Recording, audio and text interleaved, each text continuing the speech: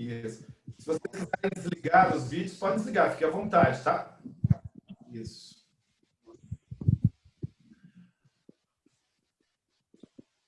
Bom dia, pessoal. Eu sou Edicel Rosa, educador físico e fisioterapeuta. E nos próximos minutos estarei apresentando para vocês a aula teórica do curso Musculação Clínica Membros Inferiores.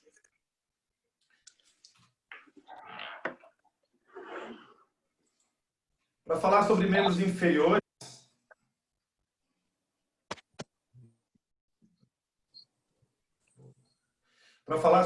inferiores, a gente precisa entender que ele é um absorvedor de carga, ele é um intermediário entre toda a carga do tórax distribuída entre o tórax e o solo. Nós vamos ter aqui uma estrutura que vai ser dividida entre o pé e tornozelo. Estão ouvindo bem?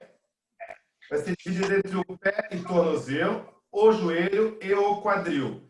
Então, tudo que nós abordarmos aqui, nós vamos ter... Eu só vou pedir para que desliguem os microfones, tá? Por enquanto. Bem? Isso aí. Bom. Obrigado. Então, nós vamos... Oi? Obrigado. Isso. Tem alguém com o microfone ligado. Isso.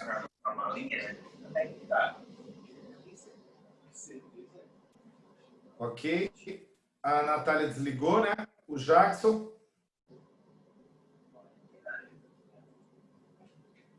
Ok. Vamos lá. Isso. Vamos lá, então, pessoal. Retornando aqui, nós temos a articulação do quadril, que será abordada nesse instante. Após o intervalo, nós abordaremos sobre a articulação do joelho. Num próximo encontro, nós abordaremos sobre a articulação do tornozelo e a biomecânica dos membros inferiores.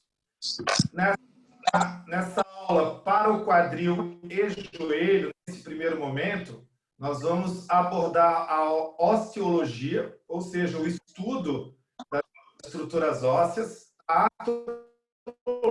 patologia, o estudo das estruturas que compõem a articulação e a osteocinemática, ou seja, os movimentos de maior amplitude dessas estruturas ósseas. Como eu já repeti para vocês, para falar sobre membros inferiores, nós vamos estar estudando essas três. Quando eu penso em fazer um agachamento, eu tenho que pensar, ou penso em corrigir um agachamento, eu tenho que observar ou analisar essas três estruturas ao mesmo tempo, pois a alteração de ângulo, a alteração de movimento em qualquer uma das estruturas vai influenciar no todo. Essa carga, por exemplo, dessa menina que está agachando, ela é distribuída entre as três articulações de forma proporcional. Então, a sua estrutura cartilaginosa, ela está pronta para receber pressão da carga dos vetores forças da articulação sobre determinados pontos. À medida que eu vou alterando essa biomecânica, ou essas três articulações não funcionam corretamente, eu estarei expondo essas cartilagens a forças não adequadas. E aí eu posso acrescentar a essa articulação um problema lesivo, que nós conversaremos presencialmente. Então, iniciando com o quadril, essa é a articulação que abordaremos nos próximos 30 minutos. O quadril é uma articulação que recebe muita carga, é a articulação mais carga do corpo, pois ela recebe toda a reação do solo que passou pelo tornozelo e passou pelo joelho, recebe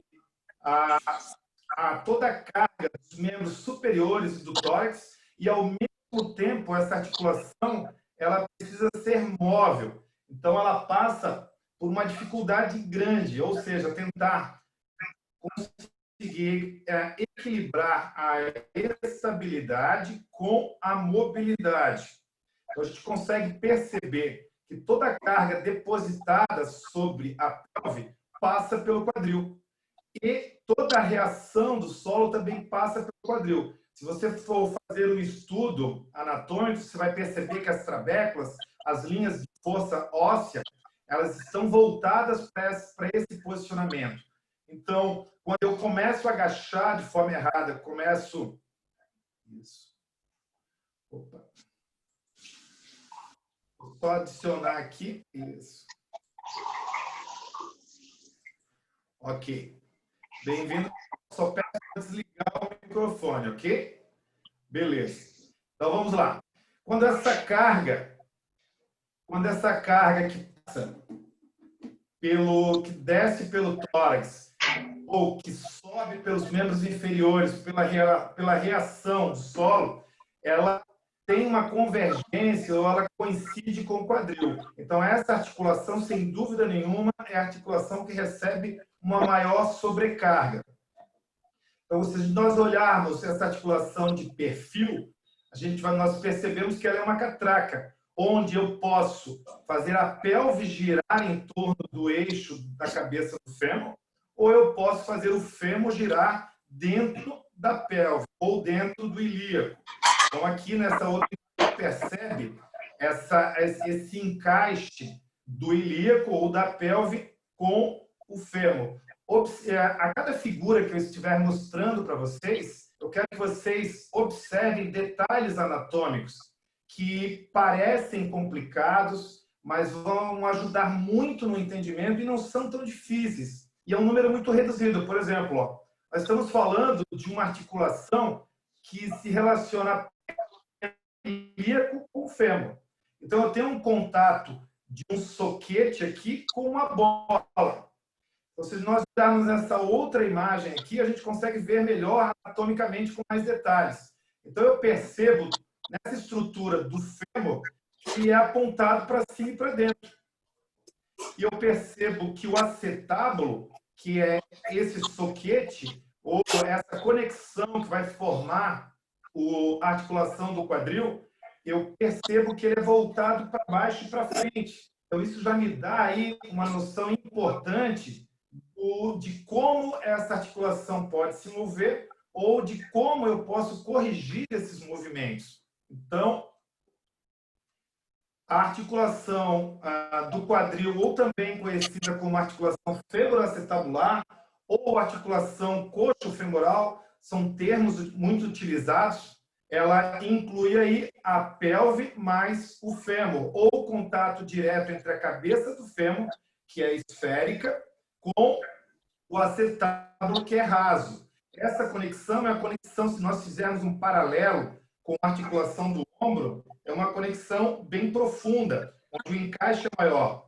Basta ver a demanda de força e de carga que essa articulação ela é imposta. Se nós olharmos nessa outra imagem, nós conseguimos perceber com mais detalhes todas as congruências da articulação. Nessa vista, por exemplo, anterior, eu consigo ver com mais detalhe o ilíaco separado da pelve, conectado à cabeça do húmero.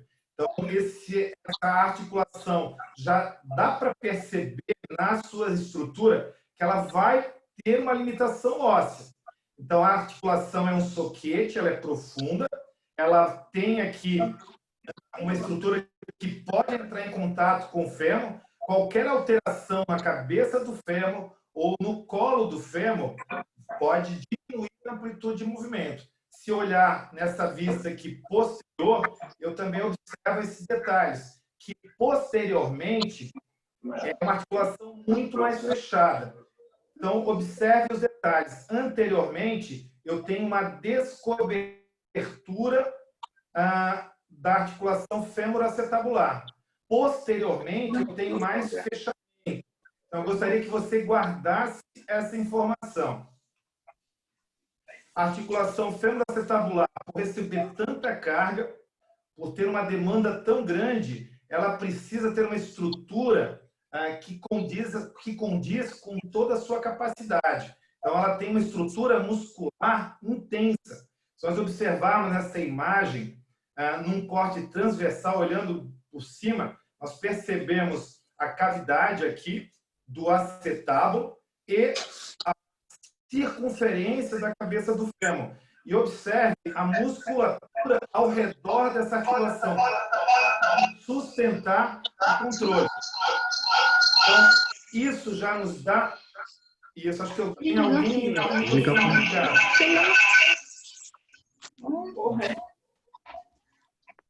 Isso. Acho que ele ainda está ligado ainda. Acho... Isso. É que ele atrapalha bastante aqui.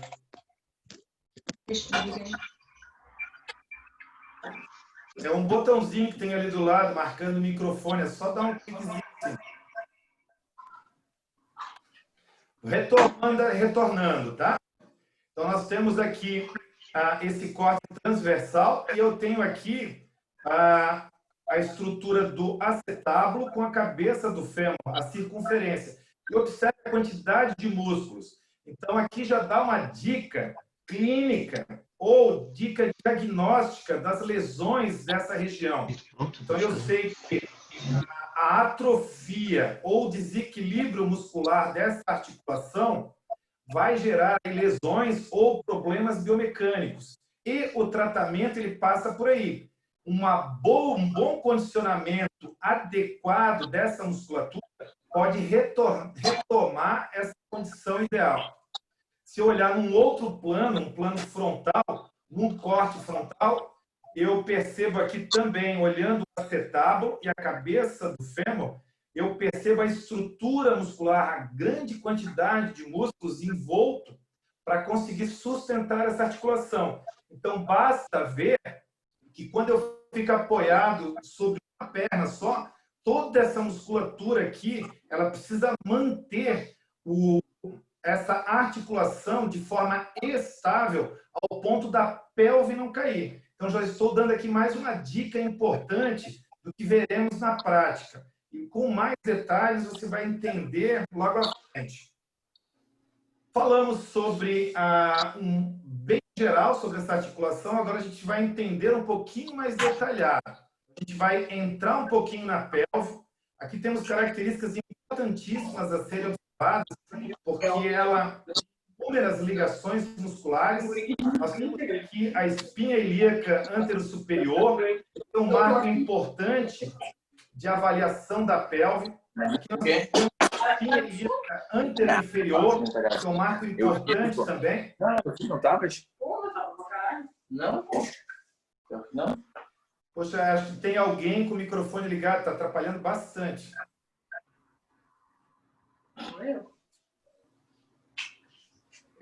Eu acho que é. Quem falou não sou eu, é.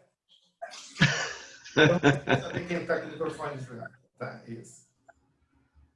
Melhorou. Obrigado, obrigado. Obrigado. Então, vamos lá, vamos seguindo. Temos aqui o osso do ilíaco. A pelve é formada por 2 ossos do ilíaco. Esses ossos do ilíaco mais o sacro vão formar a pelve. O sacro ele pertence à coluna, então essa ligação do tronco com os membros inferiores, ela passa por essa articulação sacroilíaca, que existe uma pequena movimentação. Então aqui eu consigo perceber que toda a movimentação do quadril, pois aqui está o acetábulo e a sua conexão soquete com a bola do fêmur, toda a movimentação em cima do eixo do fêmur vai influenciar na lombar, pois a lombar está apoiada diretamente sobre a pelve. E os membros inferiores, eles possuem esses 2 ossos do ilíaco que serão importantes aí na sustentação e no equilíbrio do movimento. Então, aqui nós temos o acetábulo, nós temos voltado para baixo e para frente. Repetir essa informação de novo, gostaria que vocês memorizassem isso.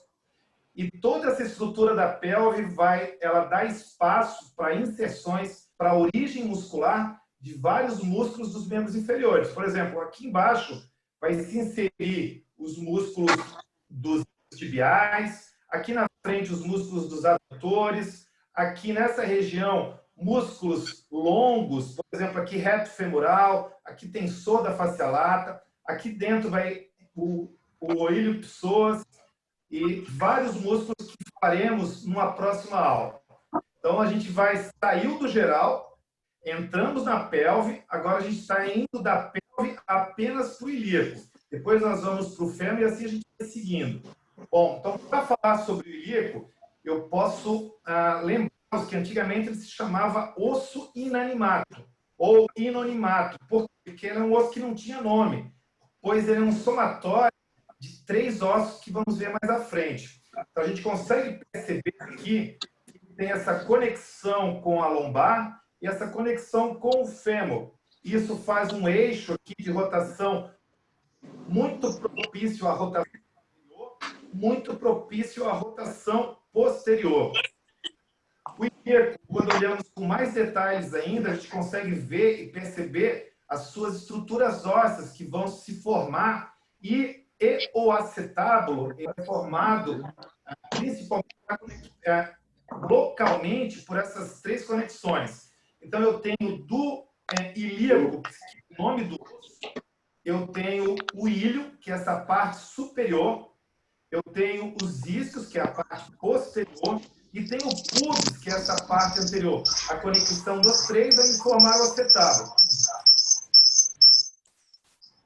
Quando eu observo com mais detalhes ainda, eu vejo várias estruturas ou eminências ósseas para inserções musculares.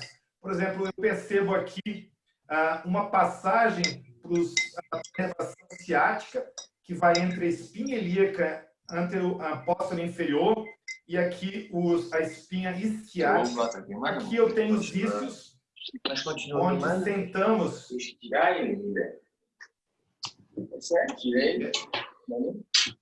Eu acho que não desligou o microfone ainda. Professor, oi? quem é que está com o microfone aberto e dá um toque aí, porque eles não, acho que eles não sabem que ele está com o microfone aberto. Vamos ver então. Alô? Oi?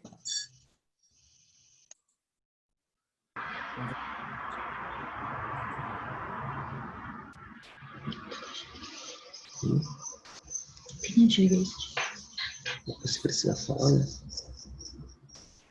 Vitor e Júlia, não, né? Tá. Acho que é o Vitor e Júlia. Vitor e Júlia. Isso, agora desligou. Obrigado, tá? Isso. Acho que o iPhone Nathalie tá aberto também, professor. Nathalie também. Isso, Nathalie, tu pode... Isso. Aí, obrigado, Nathalie. Obrigado, tá? Vamos lá, pessoal. Acho que agora vai ficar bem melhor. Ok? Valeu. Obrigado, hein? Então, vamos nessa. Seguindo.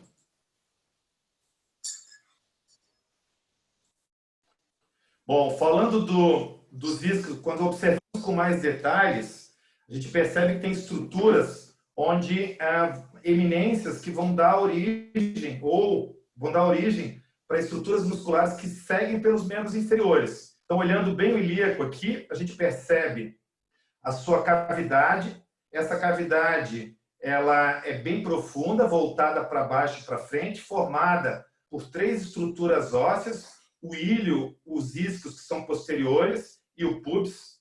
E aqui a gente consegue ver com mais clareza ainda o quanto essa anteriorização do acetábulo ela é voltada para frente. Nessa visão inferior ainda, a gente consegue ver com mais clareza. Então, quando eu vi essa imagem, eu pensei, pô, preciso mostrar isso para eles, porque é fundamental tu entender que a região posterior do quadril ela é muito bem fechada. E a região anterior, ela tem uma descobertura grande. Ela é propícia a tensões, principalmente lesões nessa região. Então, se você entendeu isso, vai te ajudar bastante na compreensão das lesões. Fizemos um resumo sucinto da estrutura óssea do ilíaco. Agora vamos falar um pouquinho da estrutura óssea do fêmur. Então, o fêmur ele é 50% quadril e 50% joelho. Como nós vamos conversar na próxima aula sobre o joelho, já vou dando aqui, eu vou antecipando algumas informações. Então, se você observar bem aqui, nós temos metade do fêmur em relação ao joelho, metade do fêmur em relação ao quadril. Agora, pense comigo. Se você quer corrigir a biomecânica do teu joelho, você necessariamente precisa organizar o alinhamento do fêmur. Então, o joelho, ele é dependente do quadril.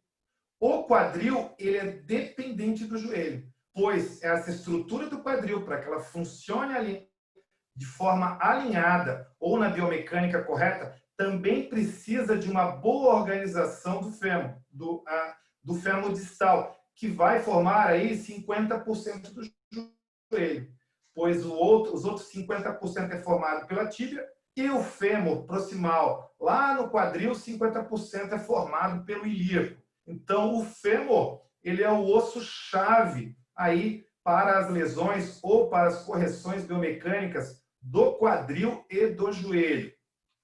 Quando a gente olha o fêmur de forma mais detalhada, nós percebemos que ele tem uma cabeça. Essa cabeça ela é quase metade de um círculo completo.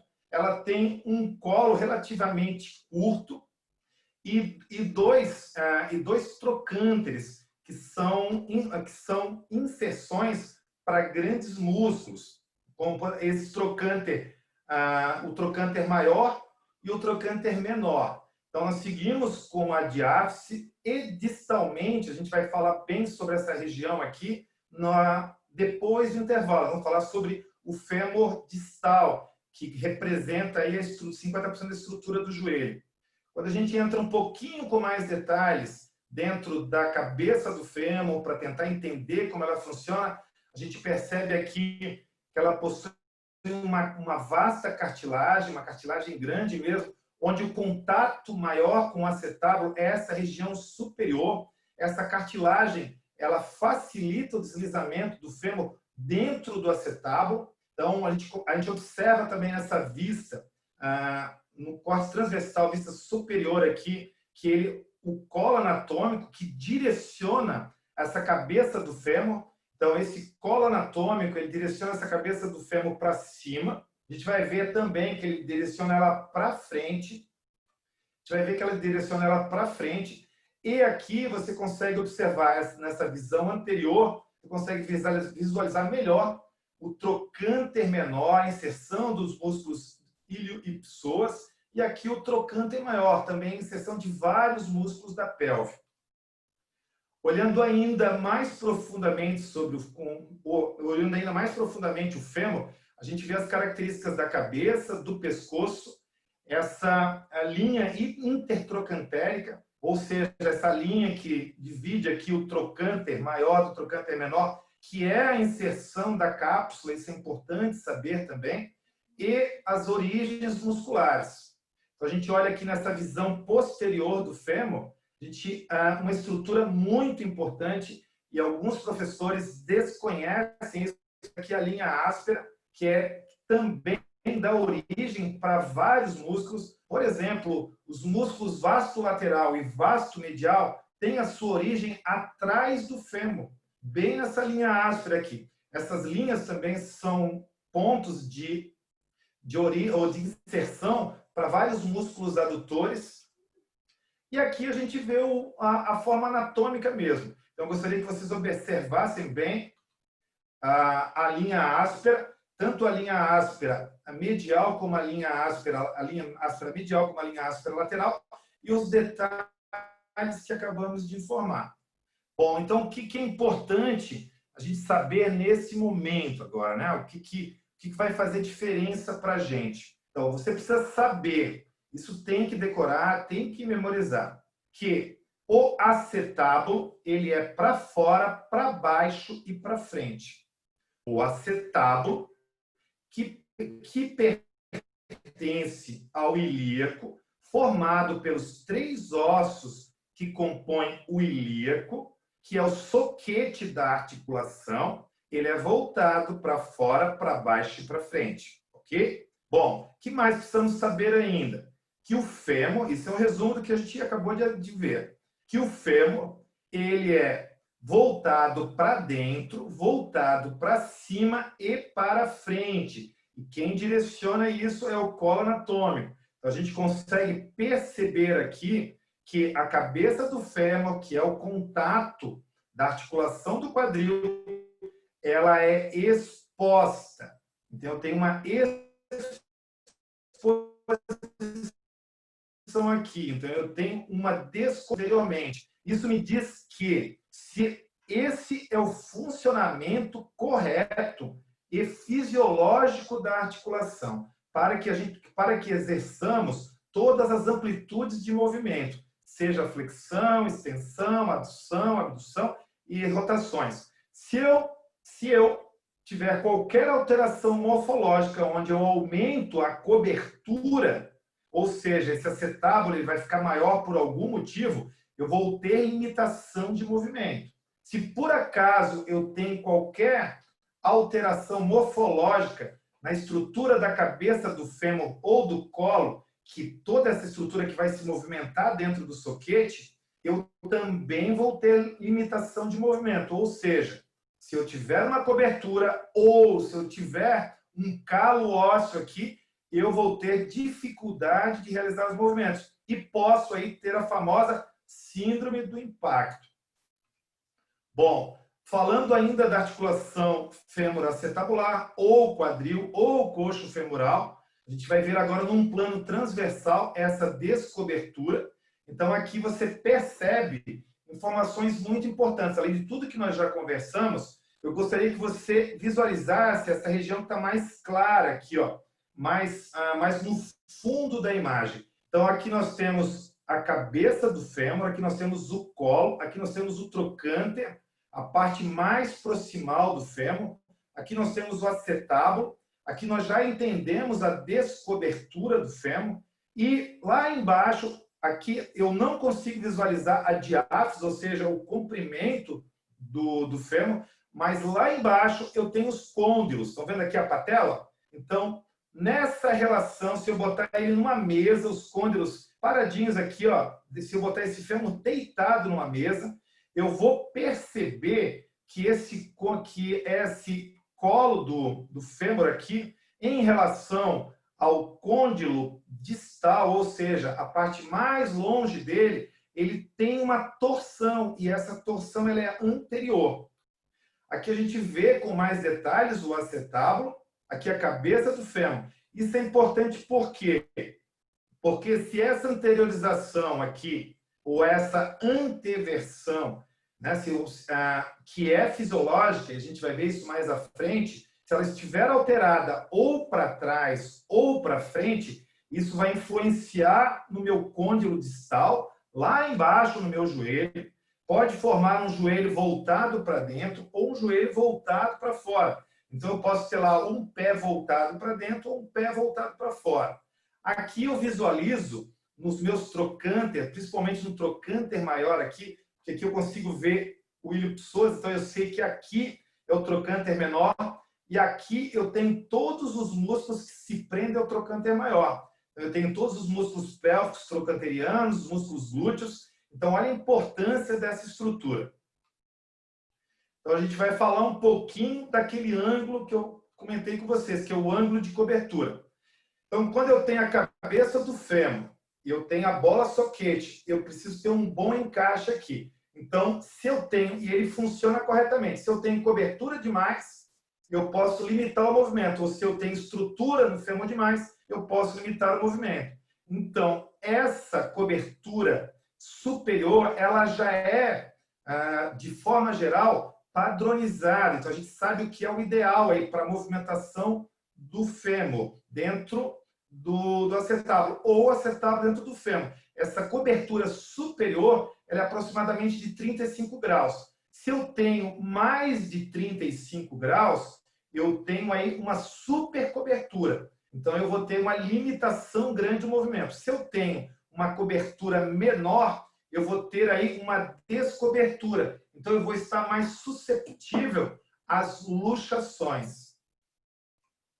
Eu também tenho a descobertura anterior. Então, esse ângulo de cobertura acetabular, ele vem até 20 graus de cobertura. Se eu tenho um ângulo maior aqui, ou seja, eu tenho uma menor cobertura, eu também, anteriormente, esse acetábulo, ele pode luxar com muito mais facilidade. Se eu tenho uma cobertura maior, eu vou ter uma dificuldade de rotação. Bom, os ângulos de inclinação, então, o colo do fêmur já me direcionou o fêmur para cima, não é? E o acetábulo voltado para baixo. Eu sei que tem um ângulo de cobertura. E o colo do fêmur ele é para frente e o acetábulo para frente. Então, eu sei que eu também tenho um ângulo de descobertura. Agora, nós vamos falar sobre o ângulo de inclinação. Porque, muitas vezes, esse ângulo de inclinação do fêmur ele é responsável por vários problemas. Então, se nós já sabemos aqui que o acetábulo ele é o soquete e que a bola é o fêmur, ela precisa estar com esse alinhamento aqui, ó. Porque nessa região aqui é a região de maior contato. E eu preciso do máximo contato aqui fisiológico. Então, o fêmur vai estar sempre procurando este alinhamento aqui. Então, este alinhamento, ele é formado pelo colo do fêmur, que é esse pescoço do fêmur, aproximadamente 125 graus. Se eu tenho uma redução nesse ângulo aqui, ó, de 125 graus, que isso não é raro, algumas pessoas nascem com essa deformação, nós vamos entender que eu vou ter aqui uma coxa-vara. Agora, eu faço uma pergunta para vocês. Daqui a pouco a gente vai fazer um resumo. Então, que é muito importante. A coxa-vara, ela gera um joelho valgo ou um joelho varo? É importante essa pergunta. Só que antes de responder, eu quero que você entenda o seguinte. Aqui nós temos uma alteração na cabeça do fêmur. Quando nós estávamos aqui, nós estávamos vendo esse ângulo de cobertura aqui, que era a relação do acetábulo. Aqui nós estamos vendo o posicionamento do fêmur sobre a sua inclinação. Então, essa inclinação na coxa-vara, se você observar aqui, ela tem menos. Só que o fêmur, quando ele estiver em movimento, ele vai buscar o seu melhor posicionamento. O que é o melhor posicionamento? Ele vai tentar encontrar essa bolinha aqui, ó, com a bolinha do acetábulo, ou seja, o centro da curvatura, para ele conseguir se posicionar de forma adequada. Então, ele vai tentar, ele vai ficar mais voltado para cima. Isso quer dizer que a coxa-vara, ela gera um joelho valgo. Já na coxa valga, então eu percebo que eu tenho um ângulo, e algumas pessoas nascem também com essa morfologia alterada. Vocês vão perceber na coxa valga que o ângulo aqui, o colo, que é esse pescoço do fêmur, ele é bem maior do que 125 graus. Então, ele vai ter menos contato de área aqui. Então, isso me diz do quê? Que o fêmur vai buscar o seu ponto melhor de ajuste. Isso vai formar um joelho varo. Então, olha que interessante. A coxa-vara forma um joelho valgo, a coxa-valga forma um joelho varo. Bom, falamos da inclinação do fêmur, agora vamos falar da anteversão. Como eu já tinha adiantado para vocês, aqui mais uma vez entendendo o acetábulo e entendendo aqui o fêmur, sua diáfise. Aqui o pé mostra bem, aqui está a patela, aqui mostra bem a região distal do fêmur e aqui a região proximal. Tem o pescoço do fêmur, que é o colo anatômico, direcionando a cabeça do fêmur. E um bom encaixe, olha só, pontinho, pontinho. E aqui essa relação acetábulo e cabeça do fêmur. Isso é normal.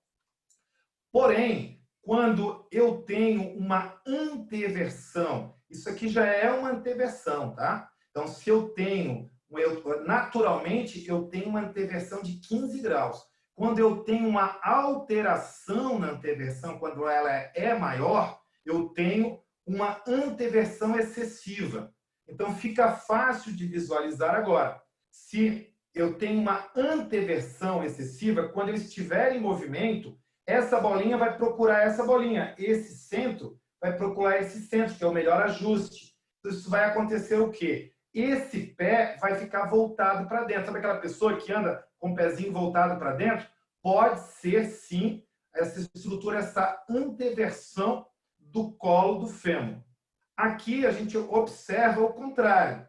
aqui deveria ter uma anteversão natural de 15 graus, porém agora eu tenho 5 graus a menos, então eu tenho uma retroversão. Notem que eu tenho aqui uma retroversão em relação ao fisiológico, porque aqui eu tenho uma retroversão de 10, uma anteversão de 10 graus, mas é abaixo dos 15.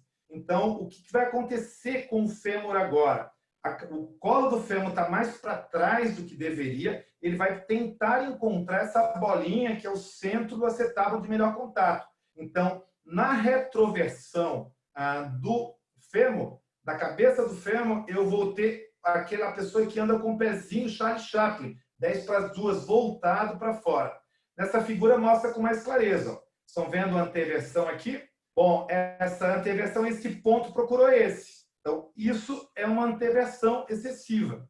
Então, esse ponto procurou esse. Bom, se eu estiver em cadeia aberta, ele fica normal. Mas a hora que eu fecho a cadeia, ele vai encontrar o melhor ajuste. E esse melhor ajuste vai fazer com que o pé volte para dentro. Isso não tem o que fazer, meu amigo. Isso é anatômico. Bom, então nós vamos agora falar sobre os fatores de coaptação. Só preciso lembrar para vocês, como a gente precisou esperar um pouquinho o pessoal entrar, nós iniciamos atrasado uns 10 minutos. Então a gente deve passar aí no horário 10 minutinhos, tudo bem? Vamos seguindo, tá? Vamos lá, então agora a gente vai precisar entender um pouquinho sobre os fatores de coaptação que vão ajudar esse ajuste aqui, tá? Então, a gente já falou do posicionamento do acetábulo e já falamos do posicionamento da cabeça do fêmur e suas alterações. A gente falou dessas congruências, estrutura óssea mesmo. A gente foi para a osteologia e osteosistema, todo aquele formato anatômico. Então, agora a gente vai tentar entender o que encaixa bem aqui, ó, que mantém essa estrutura bem conectada dentro do acetábulo. Então, a gente percebe aqui que nós temos aqui, ó, uma superfície lunar aqui, estão percebendo? Essa superfície lunar aqui dentro do acetábulo é onde tem cartilagem, é onde a cabeça do fêmur tem contato. Aqui embaixo não tem cartilagem, então o fêmur não tem contato aqui. Se você observar no fêmur aqui, você vai observar que tem uma regiãozinha azul aqui e aqui uma região azul também. Então, essa cartilagem aqui é onde tem mais cartilagem. Aqui no acetábulo também, na superfície lunar, é onde tem mais cartilagem. Isso me diz o quê? Esse é aquele ponto de contato, gente. Esse é aquele ponto que eu falei para vocês que vai tentar juntar o acetábulo com a cabeça do fêmur. Então, esse contato ele é maior nessa região. Por isso, aqui nós temos mais cartilagem. Isso nos mostra que, se por acaso eu tiver uma alteração de movimento, eu começo a sair desse ponto que recebe melhor essa cartilagem. Então, se eu saio do ponto que tem mais cartilagem, eu posso machucar, posso deteriorar essa cartilagem. Olha aí a importância desse conhecimento. Então, fatores que vão ajudar nessa coaptação. Coaptação é esse encaixe, o que vai estabilizar, o que vai mantê-lo ali e que vai conseguir fazer com que a estrutura consiga se movimentar com tanta carga que ela recebe sem perder a sua biomecânica. Então, um fator importante é a força da gravidade, que isso é exercida naturalmente. O segundo fator é a pressão negativa, a gente vai falar sobre ela. Depois, os ligamentos. E, por último, as estruturas musculares. Bom, então vamos falar um pouquinho sobre a força de coaptação da gravidade. Então, a gente sabe, a gente viu nessa imagem aqui, ó, que o ilíaco vai exercer uma pressão aqui em cima da cabeça do fêmur.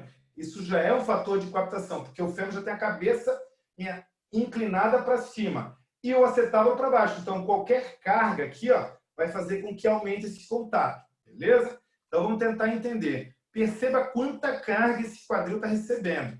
Então, agora você já entendeu que toda essa força aqui está sendo enviada para essa estrutura, que é o acetábulo e a cabeça do fêmur, forma a articulação do quadril. E toda a reação do solo aqui está sendo enviada também para esse ponto. Então, isso é um grande ajuste.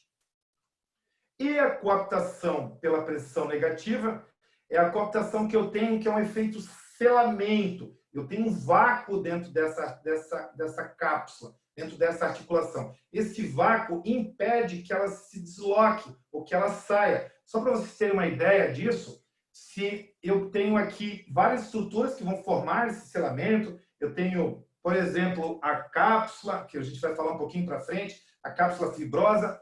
Nós vamos falar também sobre o labrum, que é essa estrutura aqui, sobre as cartilagens, mas o labrum, que é responsável pelo aprofundamento e também faz a conexão da cápsula, que tem importância gigantesca nesse selamento. Se eu perco aí, se eu tenho qualquer diminuição do selamento, eu tenho uma perda de resistência da cabeça do fêmur em aproximadamente 20%. Então, o labrum, como eu mencionei para vocês, que é um dos grandes responsáveis pelo selamento, ele tem esse nome lá porque ele forma um labro mesmo, que é uma estrutura fibrosa, é fibrocartilaginosa, que lembra muito o menisco. Então, ela tem um formato triangular, ela serve para fazer uma transição de mobilidade entre a dureza dessas duas estruturas do fêmur com o acetábulo. Ela também é uma estrutura que aumenta a profundidade da cavidade do acetábulo, isso me dá mais área de contato, isso é extremamente importante. Ela é cheia de mecanorreceptores e nociceptores, então ela informa sobre a posição da articulação e também eu consigo sentir dor se alguma coisa estiver acontecendo nessa estrutura. Então aqui com essa imagem eu consigo ver com mais detalhe o quanto o labrum rodeia a cavidade glenoide e fica abaixo da cápsula. Bom, a coaptação feita pelos ligamentos é uma coaptação importantíssima, pois à medida que eu vou girando a articulação do ombro, por exemplo, aqui nós temos os ligamentos anteriores. Então, à medida que eu vou girando a articulação do fêmur para realizar os movimentos, esses ligamentos vão se torcendo e à medida que eu vou torcendo, eu vou diminuindo espaço dentro deles. Essa diminuição de espaço dentro deles vai aumentando a coaptação da cabeça do fêmur com o acetábulo. Então, dos ligamentos anteriores, eu tenho aqui o pubo femoral, que é esse mais inferior aqui, e tenho esses dois feixes aqui, são estruturas conjuntivas fibrosas, que é o ilho femoral, que faz essa ligação entre o ilho e o fêmur. E, claro, o pubo femoral entre o pubo e o fêmur. Esses dois ligamentos aqui são importantíssimos, pois quando eu tenho, por exemplo, uma extensão do membro inferior, quando eu coloco a minha perna para trás, ele resiste à projeção da cabeça do fêmur para frente. Se a cabeça do fêmur ela já tem uma descobertura, então ela tem uma facilidade de sair do seu posicionamento.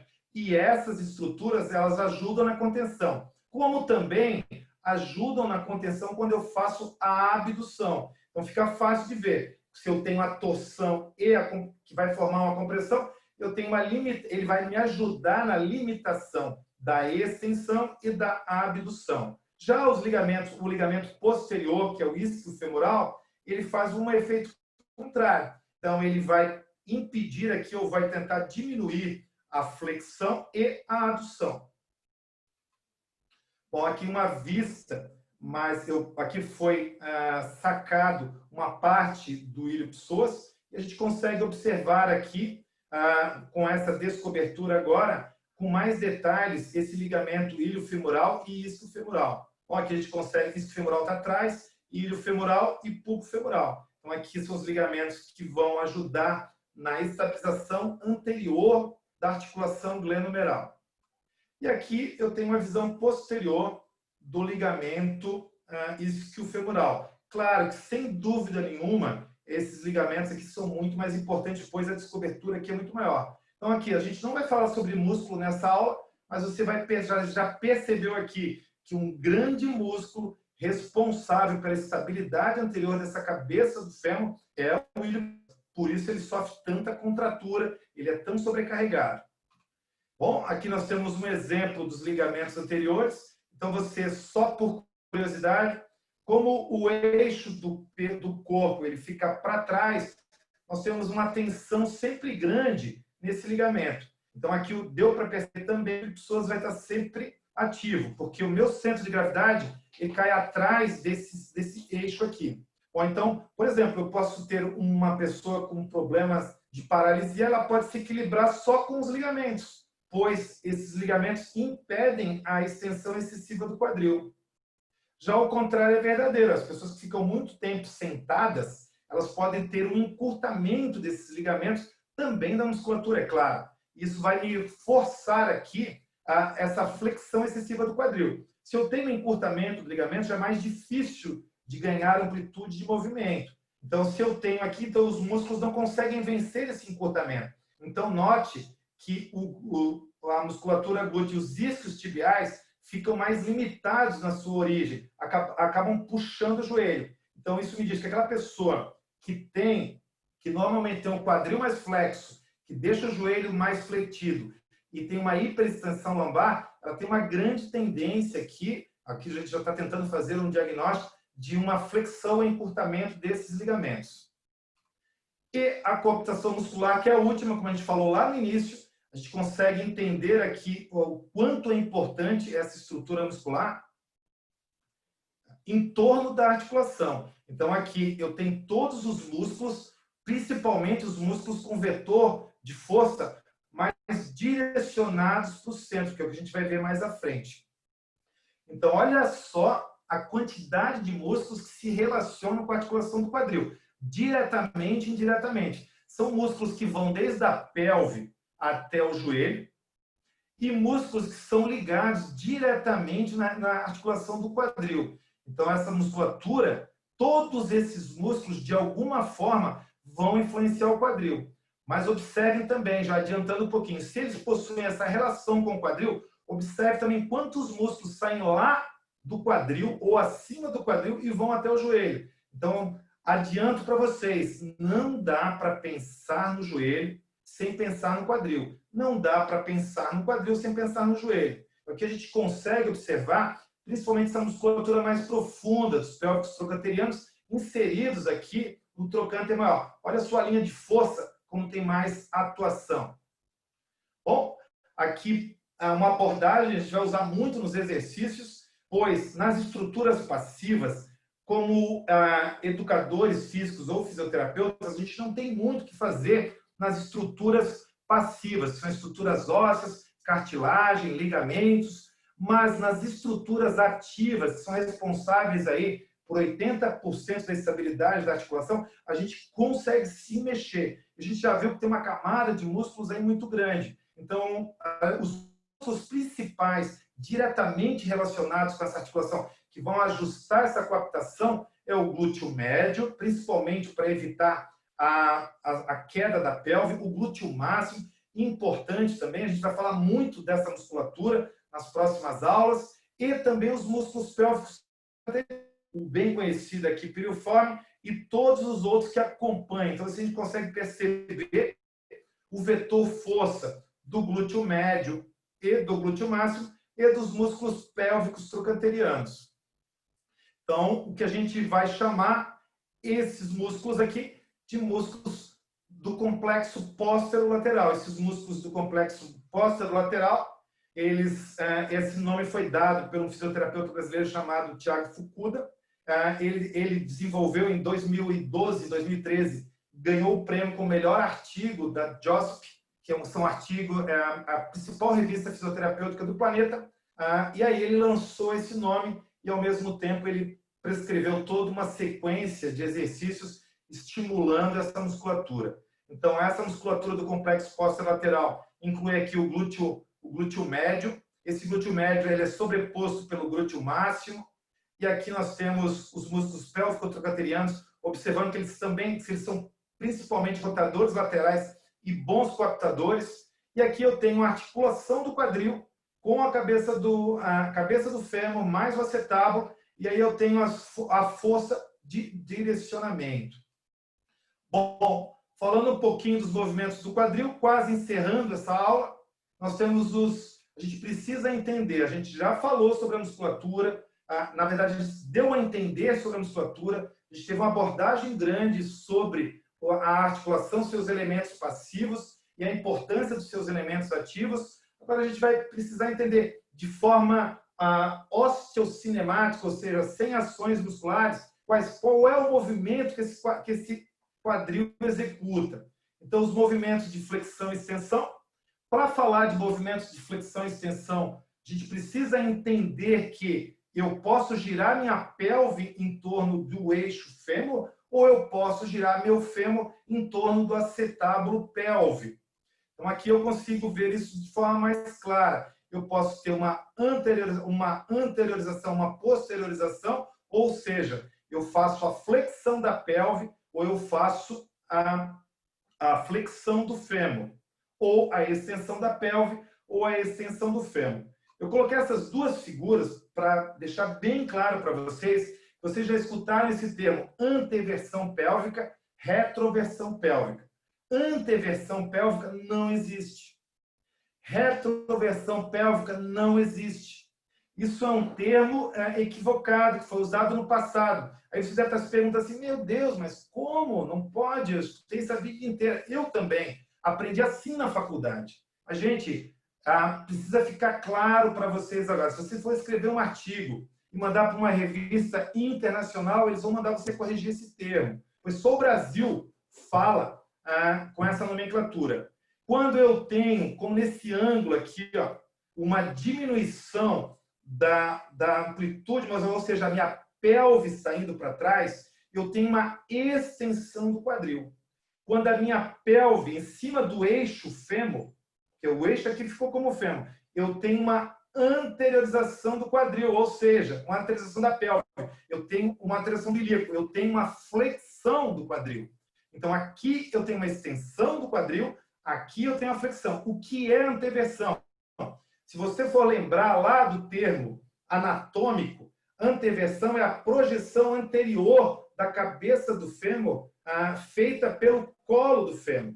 Então, anteversão é um termo anatômico, não é um termo de movimento, não é um plano de movimento, não é um movimento. Anteversão é um termo anatômico. Isso me diz que a estrutura óssea está torcida para frente e a retroversão ela está torcida para trás. É assim na cabeça do fêmur, é assim na cabeça do húmero. Na pelve não tem isso. Nessa pelve nós temos aqui na articulação do quadril, eu tenho flexão de quadril, que é movimento, e extensão de quadril, que é movimento. Tanto é que eu tenho músculos flexores do quadril e músculos extensores do quadril.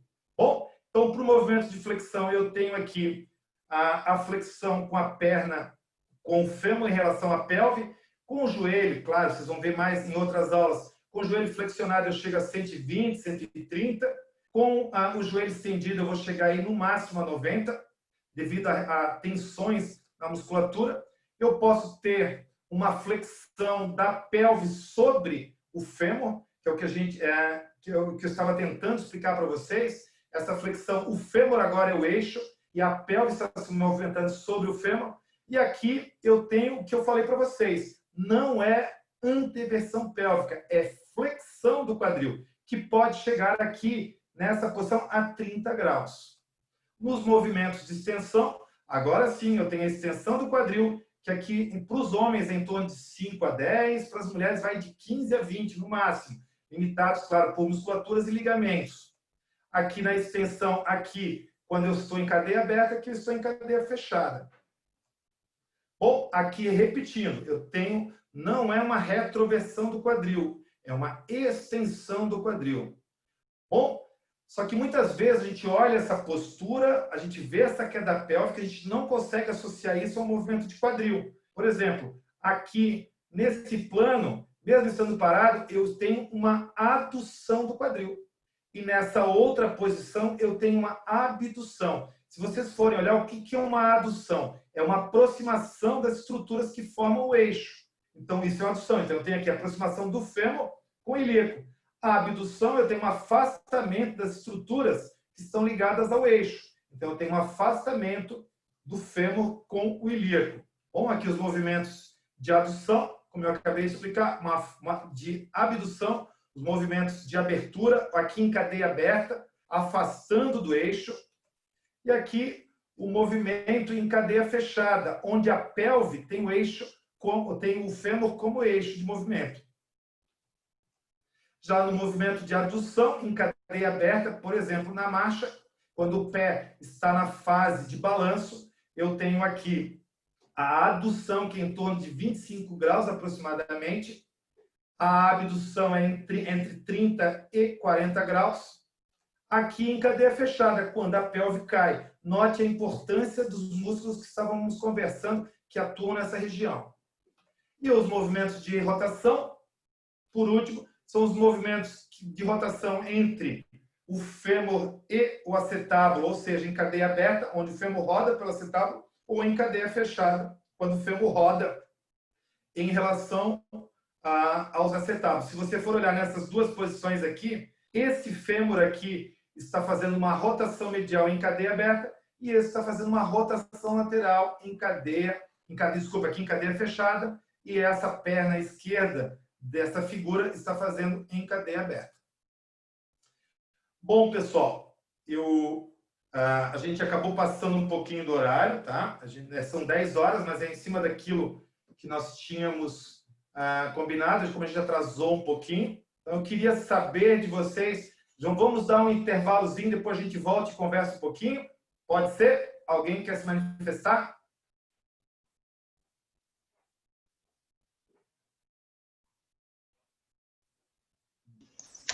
Não, Hoje, né? por mim tudo certo, ok, tranquilo. Tudo certo? Ô Edsel, só para Oi, pode lá. comunicar aqui que o Vitor e Júlia é o computador dos meus filhos aqui, é o Alan, tá? Vitor e Júlia é o Alan. Opa, Alan, tudo bem, cara? Tudo certo. É porque ali é maior, né? Em vez de visualizar no celular, no computador fica melhor. Mas claro, é a mesma pessoa. Putz, sensacional. Não, é porque o barulho aqui era muito grande. E às vezes alguém mencionou aqui, a gente não consegue, e às vezes não percebe que o microfone está ligado. Isso já aconteceu comigo também, tá? De estar assistindo uma aula e deixar o meu microfone ligado. É porque a ferramenta é nova aí, da gente fica apanha um pouco, mas já pega o esquema.